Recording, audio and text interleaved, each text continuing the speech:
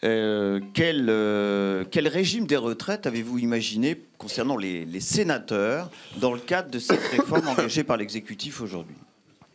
D'abord, dès avril 2018, j'ai dit au bureau du Sénat, comme je l'avais déclaré au colloque sur les retraites, c'était public, Madame Buzyn, M. Delevoye et les partenaires sociaux nombreux étaient dans la salle, que nous réformerions bien entendu les régimes de retraite, pas simplement des sénateurs, mais aussi des fonctionnaires parlementaires.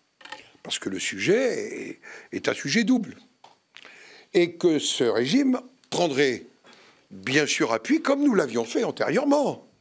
Parce que tout le mérite ne reviendrait pas à ma présidence. Ça a été le cas sous la présidence de Christian Poncelet, ça a été le cas ensuite sous ma présidence. Jean-Pierre Bel a pris en compte, à chaque fois, le régime a été adapté à la loi, y compris sur le recul de l'âge. Et donc, nous aurons un régime systémique, qui sera un régime de base systémique, avec sans doute un régime complémentaire, parce que il faut aussi se dire les choses. Il y a quelques réalités dans la vie parlementaire. Et donc, nous réformons. C'est un système avantageux, aujourd'hui. Il faut dire les choses comme elles sont. C'est un système avantageux qui se base aussi sur une surcotisation des parlementaires. Nous payons, vous le savez, une fois et demie plus que, enfin, 50% de plus que les députés. Et ce régime... Les députés viennent de changer de système. Aucun n'est sous le régime du nouveau système. Mais notre régime est avantageux. Il s'agit de le rendre dans l'équité avec les Français, tout simplement extrêmement clair, transparent, dans le respect de l'ordonnance de 58. Je rappelle, parce que j'entends bien tout ce bashing, que la démocratie, ça a un coût quand même, qu'il faut le dire.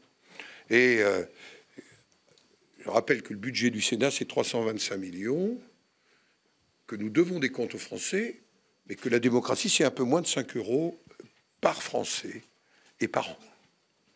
Vous diriez que le Sénat et les sénateurs, au même titre que l'ensemble des parlementaires, ont un devoir d'exemplarité en la matière? Ils ont un devoir d'être traités comme l'ensemble des Français. Vous savez, je me méfie du mot exemple, parce que c'est se mettre sur le devant, mais je pense que nous avons une exigence de transparence. Question donc, dans la salle. Simplement, pratiquement, nous avions commandé une étude.